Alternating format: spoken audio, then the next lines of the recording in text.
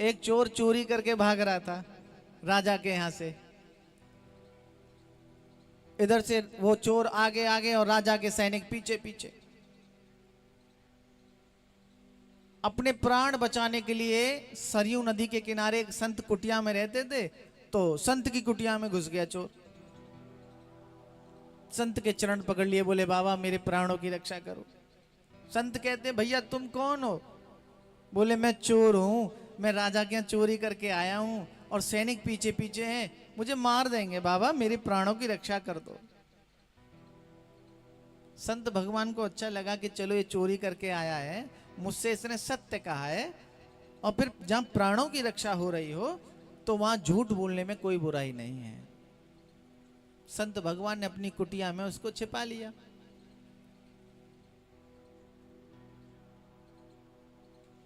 संत भगवान ने कुटिया में छिपाया, सैनिक आ गए, बोले बाबा यहां कोई चोर आया था क्या? संत ने मना कर दिया, नहीं नहीं भैया यहां कोई चोर नहीं आया। संतों की बातों पे विश्वास करके वो सैनिक वापस हो गए।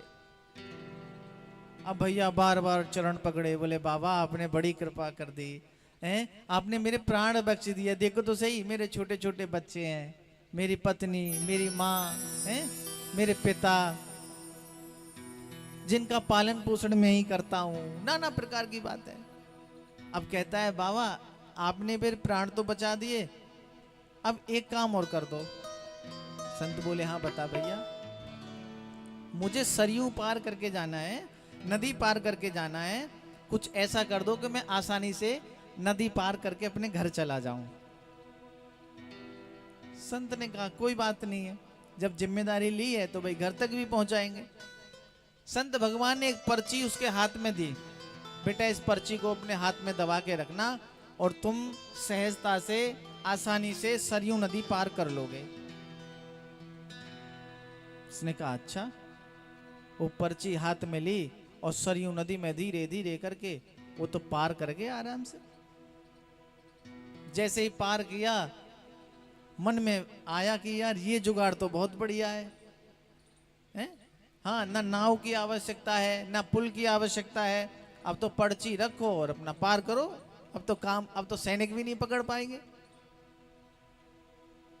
घर पहुंचा, पत्नी को पूरी बात बताई, बोले आज हम बच गए। हाँ, और देखो और एक और विशेषता बताएं। बोले हाँ, बोले एक संत भगवान ने पर्ची दी है, अब तो नाव की भी जरूरत नहीं है। अच्छा, पर्ची में क्या लिखा है जरा खोल के तो देखो। पर्ची जब खोली तो उसमें देखा, उसमें लिखा हुआ था राम। वो बोला बस इतनी सी चीज, राम ही तो लिखना है। अगले दिन फिर वो चोरी करने के लिए फिर तैयार। बोले अब क्या है, अब तो यहां से पार करो, उधर से जल्दी से आ जाओ, टेंशन खत्म। उसके जो मित्र और साथी जो थे, उसने 4 पर्ची उनको और थमा दी। बोले आ जाओ भैया आज बहुत अच्छी व्यवस्था है, अब नाव में जाने की जरूरत नहीं है अब। बोले वो कैसे? बोले एक एक पर्ची पकड़ो और चलो मेरे साथ। अब वो बाकी चोर बोले कि भैया पर्ची लेकर के ये बात समझ में नहीं आई। अरे चलो तो सही, तुम तो बातें बहुत बनाते हो, चलो सब जुगाड़ है हमारे पास, तुम्हारे गुरु के पास सब जुगाड़ है, चलो।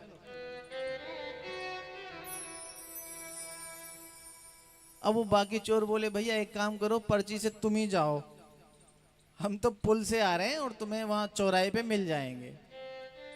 बोले मैं तुमसे पहले पहुंच जाऊंगा, तुम पुल पे होके उधर उधर पैदल जाओगे, देखो मैं भी कैसे व्यवस्था बनाता हूँ। भैया उसने पर्ची हाथ में थमाई और जैसे ही सरयू नदी में आया वो तो डूबने लगा। कभी इधर गोता खाए, कभी उधर गोता खाए, कभी पत्थरों में जाके लगे हैं। उसको सरयू नदी पार करने में अपनी नानी जी याद आ गई।